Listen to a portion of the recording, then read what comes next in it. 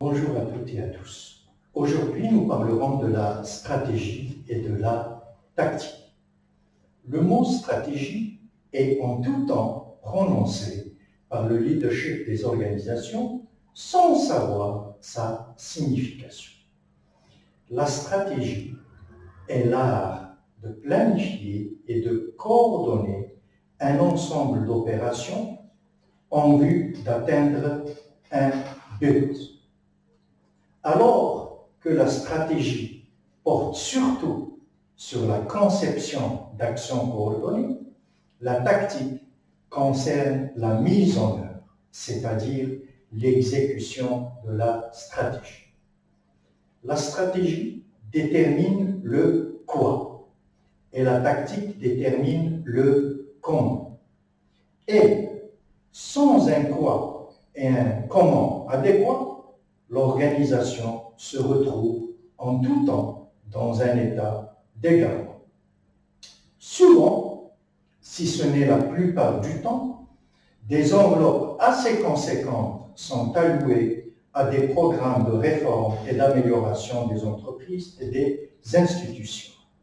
La problématique ne réside pas au niveau de l'intention, qui est bonne, mais le problème réside plutôt au niveau des stratégies et des tactiques de management et des résultats attendus. Tous les programmes antérieurs ont eu un retour sur investissement assez minime, qu'on peut dire qu'il avoisine le zéro. Donc, on peut les assimiler à des projets ratés. Preuve en est, qu'est-ce que nous exportons?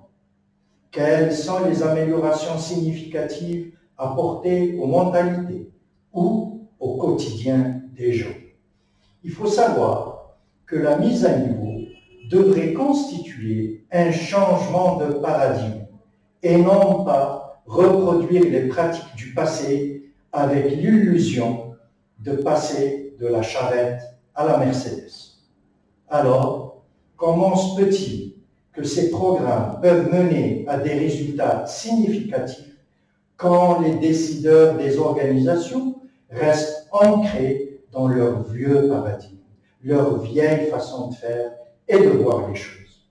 Au lieu d'être dans le futur et tirer les gens vers le haut, c'est-à-dire debout dans le futur et ramener les autres à soi, ils ne font que pousser les autres.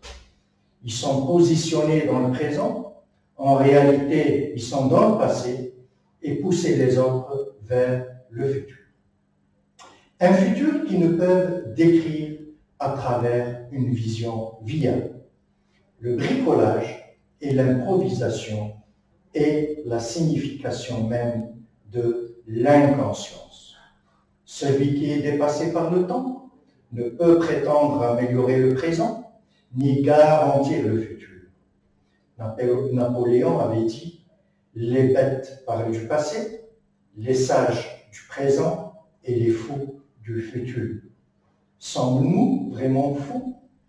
Les futurologues sont-ils fous? Les visionnaires sont-ils fous? Les porteurs de nouveaux paradigmes sont-ils fous? Ce qui est frappant, lorsque j'écoute les gens qui incarnent le leadership des institutions et des entreprises, est le fait qu'il ne manque pas de conseils sur la stratégie, c'est-à-dire sur le quoi. Qui plus est, un quoi inapproprié. Étant porteur d'un autre paradigme, j'ai du mal à faire le lien entre les tactiques, c'est-à-dire le comment qu'ils préconisent, et la stratégie qu'ils énoncent. Il y a pénurie bien réelle sur les tactiques nécessaires pour mettre en œuvre la stratégie.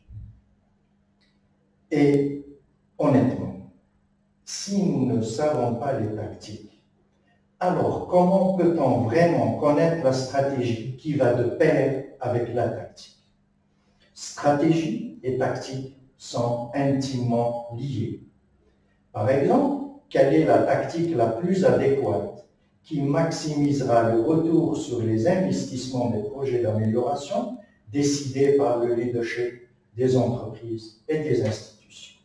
De plus, Ce leadership a-t-il réellement compris les enjeux relatifs à la compétitivité mondiale? Et sur quoi ces projets devraient-ils porter? Quelles sont les contraintes qui limitent la performance des systèmes qu'ils dirigent et qui doivent être levées? Aussi, je trouve cela très étrange. Il ne manque pas de conseils sur les process d'affaires, mais il présente une pénurie très apparente sur ce qui concerne les gens, c'est-à-dire les aspects humains d'une part et le comment faire d'autre part. Néanmoins, l'information existe, elle est pragmatique et elle est très réussie. Ils ont juste besoin de savoir où elle est. Ils ont juste besoin de savoir comment en faire usage. Par exemple, notre approche est basée sur une vue holistique qui améliore d'une manière significative la chaîne de valeur d'une organisation par l'évolution des personnes qui la composent vers un but commun partagé. C'est une application basée sur le point de vue de la théorie des contraintes.